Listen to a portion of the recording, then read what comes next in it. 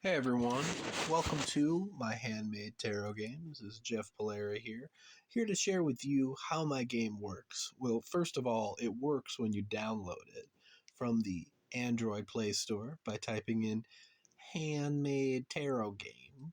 You type that in, you click the button for the OK sign, and it downloads real quick and it pulls right up on your phone. This is what you see on the home screen. I'm popping the middle button here, the learn button, so I can share with you how this game works. Then you can pinch the screen, make it shrink a little bit. There's that little advertisement up top. And then you can see that the game takes the tarot, there are 22 major archetypes in the tarot, and then it turns them into hand gestures. And then the hand gestures have a different elemental property associated with them. The elements, fire, earth, air, and water, okay? They go in this circle where fire beats the earth beats the air, and air beats the water. And there's like a really awesome astrological reason for this. And anyways, that's how the elements move around. Now, you'll see here in the game, each of the elements has a different color. Yellow for air, blue for water, red for fire, and green for earth. Very simple. Now, the color that's behind each of the hand gestures teaches you what element is associated with that hand gesture. Okay, and so for today's episode, I just want to focus on the first four hand gestures 0, 1, 2, and 3. The Fool, the Magician, the Priestess, and the Empress, because these four hand gestures are each one of the four elements. So if you just learn these four hand gestures today, you can pretty much play my game like you play rock, paper, scissors. Okay, so let's begin.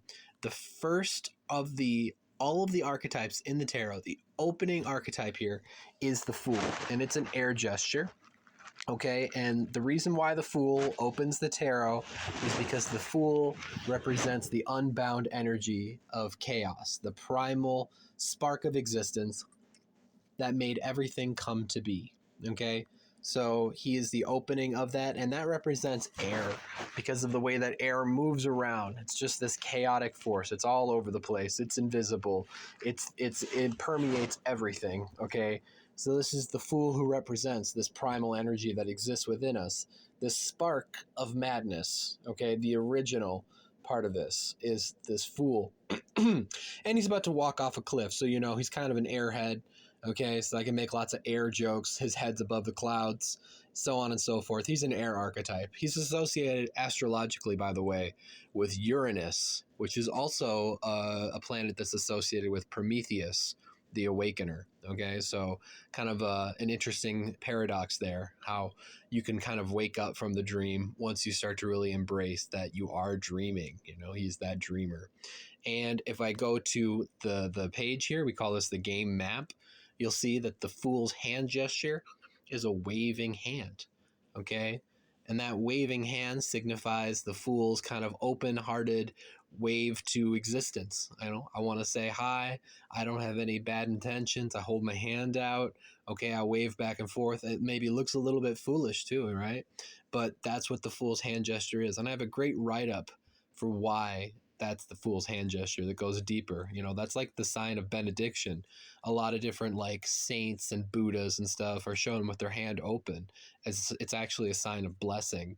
And in that way, the Fool is really one of the most blessed of all of the archetypes. Back in the day, this Fool really was understood to be like a savior, because he would come in and he would save us from our rational minds, which keep us imprisoned in like the order of like repetition. He represents breaking forth in the spontaneity and having fun with the primal energy of life itself.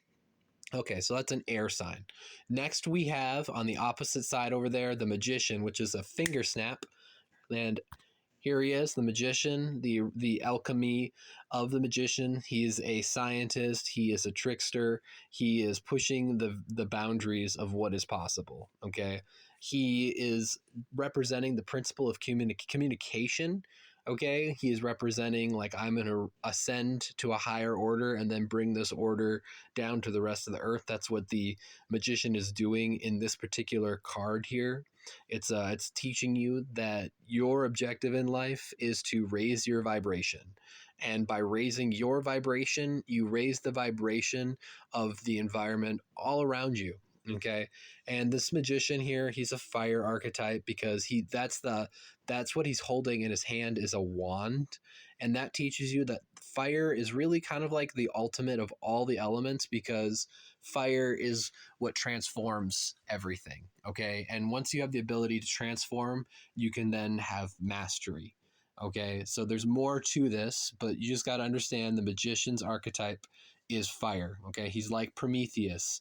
He's coming in with this technology, the technology of fire, and what it represents, even the arts, and then using that to transform the world in accordance with his vision, which is represented by the infinity symbol above his head. And his hand gesture is the finger snap. Okay. And that's because he moves like that. He's quick. That's one of the essential virtues of the magician. They're faster than you can see. They use misdirection, and then with like a snap of the fingers, the light's on. It's a eureka movement. It's also telling you to, I actually have a great little passage about this in my book, which is you can actually read my whole book here. Okay. And what I'll say is that the magician's hand gestures at the back here, snap and point. Okay, so basically the magician, he's the first tarot card. He represents number one, and so I basically said that the snap represents what is the power of one hand clapping. That's a Zen cone. Like, what is the sound of one hand clapping? And it's really supposed to represent how can there be force and conflict in a universe where everything is an inseparable oneness. Okay, so this is one of the quintessential challenges. Like, we move from the Fool, where there's this unlimited energy, everything is, all this chaos, to the Magician, okay, which represents number one. And he often is considered to be like representative of like the ego, okay? And this is actually showing you that the ego is performing a kind of trick. Okay, he's substituting the whole of creation for this like seemingly separate entity, which should be impossible. But if you make a little game out of it, okay, you can hear the sound of one hand clapping, and it's this. That's a snap. Okay, so just one snap of the fingers, and the light is on. Okay, so that's fire. Next, we have the High Priestess, number two. Now, the High Priestess, she is like the original feminine, okay? She's standing between the two pillars here, which can represent all the dualities of existence, and she represents the space between them. And she's supposed to represent like the silence, the pregnant womb that holds the space, the pure potential, okay? So she's really calling us to go inside. That she's not about worshiping some kind of outer form of authority. It's about finding, your own authority within yourself, the voice of intuition that resides within, the timelessness that you have within yourself between the future and the past. Okay. So anyways, lots of deep esoteric symbols associated with her, but one of the most important ones of them all is water. And you can see that with the outfit she's wearing here. That's her hand gesture, is a water hand gesture. And you can see it's the peace sign. And why is it the peace sign? Because the peace sign shows the two pillars with your two fingers. You're making the two fingers. They have the B and the J on this column here, and it's like some like Freemasonry thing. Like it's like Boaz and Janez. I forget how they're pronounced, but essentially they represent like matter and spirit, or like mind and matter.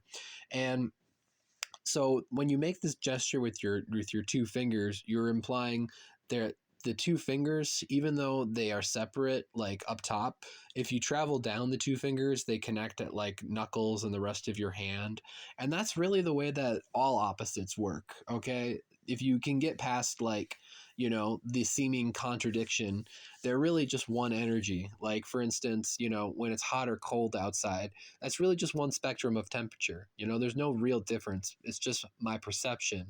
And, if you're willing to go deeper, travel from the points of your fingers down to where the knuckles is. I mean, traveling down into the roots of things, you can get to that underlying layer of reality where the High Priestess is, where there is no duality. okay? And that's what this water really represents, the form of water traveling downwards and going into the low places and pooling down there and rushing towards it using like gravity. Because if we're really honest with ourselves, I think that these dualities that we are so driven by, they are almost against the natural flow of life, because if you really sit with them for long enough, they begin to dissolve.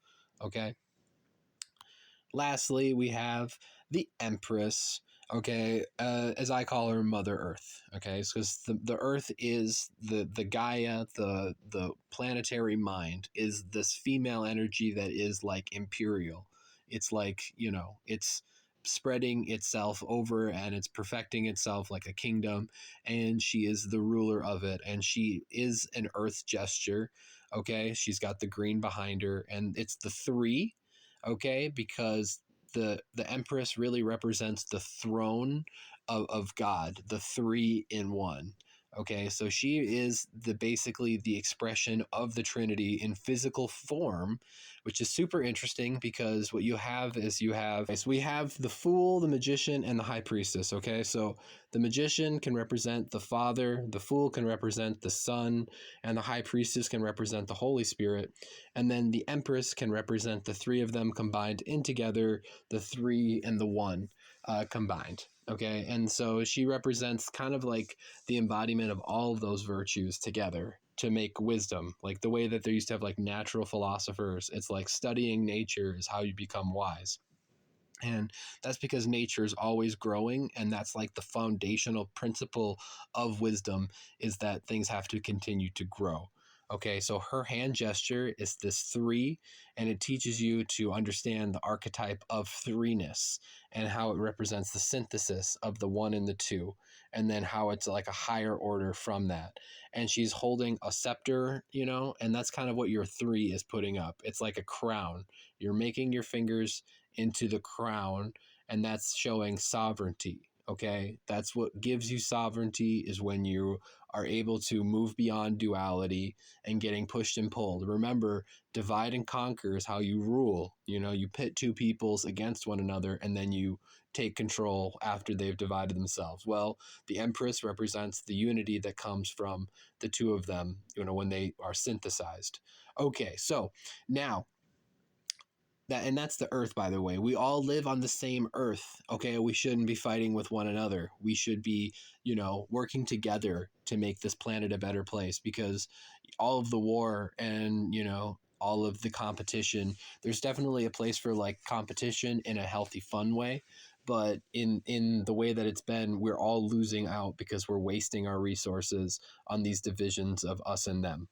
Okay, so now you have these four basic hand gestures: air of the Fool's wave, fire of the Magician's snap, the water of the High Priestess's peace, and then the crown of the Empress, combining them.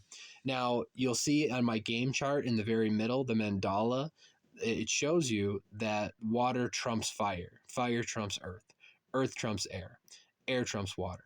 Okay, so what that means is that in this system, the Magician beats the Empress. Okay, so the Empress represents this holistic consciousness of the Earth, whereas the Magician is this trickster energy that's going to take something, okay, take something away and create something new with it. Okay, and so the Magician beats the Empress. Someone snaps and they beat the crown. But the Magician in turn gets beaten by the High Priestess.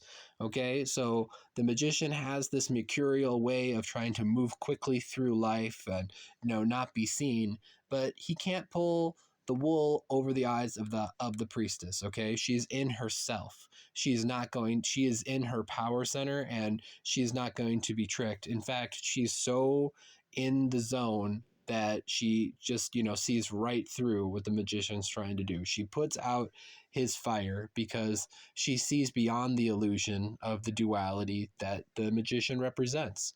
Okay, and then finally then the Fool, the waving hand, beats the High Priestess. So where the high priestess represents this like, deeper connection with like your intuition, going inside of yourself in that contemplative place of being, in the gestational kind of awareness where you're just going to, go deeper into that. The Fool is about shaking your bounds up. It's shaking you out of the structures of what you've been in. And this kind of shows you that like while the high priestess represents like the sacred consciousness of, like of spirituality, there's even the highest form of sacredness is madness, because in the madness then you're connecting not just with yourself but with like all of creation, which is chaos. So the Fool, the airhead of the Fool, because he's, represents the idea of consciousness that's really without bounds, the kind of mind power that's without bounds, because the air represents the power of mind. Okay, because your mind is like, it moves in the air. You can send your mind anywhere you want. Basically, I could just, now I'm thinking about Neptune and now my mind's in Neptune. Okay, it's ephemeral. And so that power of the Fool beats the priestess's, sitting in her own spot. Okay, so that's like a basic life principle. Like there's, instead of just like being in that spot, you can also move out into the world, and that will give you an even higher form of spirituality, is if you just drop all preconceptions and just, do something crazy. That's some really powerful magic there. But lastly, you got to remember that this Fool, he's about to walk off a cliff. Okay, and that's one of the risks of being that crazy, is that you can really get hurt, and you'll have to learn a deeper lesson. Hint hint, he's going to fall. And this can rarely represent like the original spiritual fall as well, at a higher, like we maybe came from a higher state of consciousness, a great, like maybe like from the stars or something, and then we come to earth, who's represented by the Empress falling to earth. Okay, so this is where the Fool can be living his boundless life, and then maybe like he falls in love. Okay, and then suddenly he realizes that he's got something to lose, and so now he has to connect with the earth and learn about the mysteries of what it means to be really grounded. Okay, so then that shows you just these four hand gestures, how these elements move together. And in case I didn't say it clearly in the beginning, the four elements, they represent the four aspects of man's being. Okay, fire representing the creative sexual side, earth representing the bodily, like material side, the sensual side, where the senses are, not the spiritual, so to speak. The air represents the mental. Also, it represents the social, because air is something we share. And then water represents your emotions. And so they move around in a circle, and they kind of give you an idea of how they interact. Okay. Carl Jung, he developed four functions of consciousness in his called the quaternity. And then that represents like water would be like emotions, fire would be intuition, earth would be sensation, and then air would be thinking. Okay, and then you can kind of see how there's a pattern that goes there, where like your thoughts are supposed to, your air is supposed to rule over your water. So you're supposed to have good clean thoughts, so you don't get, your emotions don't run away. And then at the same time, your thoughts should still be grounded in reality, which is the earth principle. And then the earth principle of your sensations. Okay, so don't just think away the world, still stay in a sensing relationship with the world. And then fire represents your intuition. So some people, they become so enmeshed in what they see that they don't really check in with their intuition, and so you just believe whatever you see sometimes. And we know that that's not the way reality is set up. The like your senses might say that you when your body dies, you die, but maybe your intuition tells you that there's a higher form of life beyond just this existence. And then finally, your intuition is actually ruled by your emotions. You really don't get intuition unless you're being authentic with what you're feeling. Okay. And this is a pro tip here. What it means to be authentic is what it has to do with your emotions. Okay. It's basically whether or not you are going to choose to accept and feel what you're really feeling, or whether or not you're going to deny what you're feeling. No one's choosing to accept or deny their intuition, or what sensations they're having, or what thoughts they're having as a form of authenticity. It's primarily has to do with your feelings. And when you're truthful with what you're feeling, that is what allows intuition to come into your life. If you're not truthful with that, intuition won't come. Okay, so that's the quaternity. And now you have 4 hand gestures to play this game. And I'll show you as well. You can actually play this right here with my thing. I'm going to click the play button up or on the right. And for demonstration, I'm going to show you 2-player. And I'm going to play easy mode. So I chose the Fool, and we'll go like I'm pressing the button. And then my partner will press 1, player 2, and then we'll go TAR, and we'll both make the hand gesture at the same time. And then they make the Empress. And in this instance, player 2 wins, okay? The Empress beat the Fool, just like we talked about. We'll do it again. High Priestess versus, let's say, the Magician. Who wins? Player 1 wins. The women are beating the men tonight. Ha ha. But anyways, there's a more complex way to play the game, which involves all these other hand gestures and reduces the chances of getting a draw, choosing the same element, or actually opposite elements. You see water and earth are opposite, and earth and air and fire are opposite. And that's because they actually grow one another. You know, the more air you put into a fire, the more it grows. So the more fools you put towards a magician, the more magical their tricks become. And just like the Empress, with the High Priestess there, they represent the earth and then the cosmic energies. So the Empress represents the Earth Mother, whereas the High Priestess, represents the Cosmic Mother. And so, talking about bringing the cosmic energies to Earth and how they balance and support one another, okay? But for the simple way of playing, we just are focusing on the trump sequence of air trumping water, trumping fire, trumping earth, trumping air, okay? And trump is really a word that comes from the word triumph, okay? So it's supposed to represent, like, success. And that's what we're trying to do. And when you play this game with your friends, what I recommend you do is learn from it.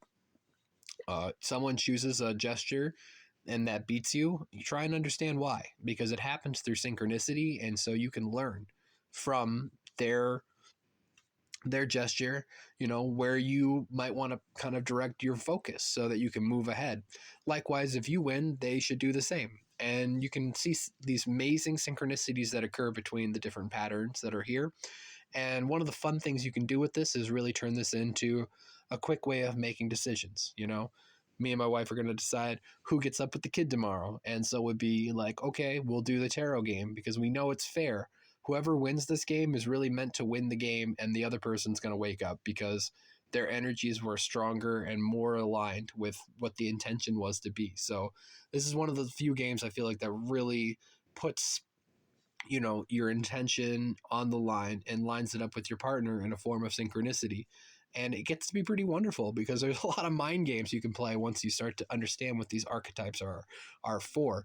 It's a real wizard battle, and I make this wizard battle for free that you can download and play. And now I'll show you. Okay, I'm gonna do this. I'm gonna do the Empress, and then versus the Magician, so I can move back to my main screen here. Yep, the Magician beat the Empress. Okay, we're going back to home screen. Okay, on the bottom part of this here, you can see my Facebook, my YouTube, and my Patreon. Please send money to my Patreon if you like this so that I can turn this into an Apple Store app. Okay, right now it's just on Android. All the money I get on that is going to go towards getting it set up on the iPhone. And yeah, there you go. You can share this so that other people get into it as well. I think this is a really, really cool system. I'm really proud of this. If you have any questions at all, please let me know. I will be doing more videos. And thanks so much. Have a great night.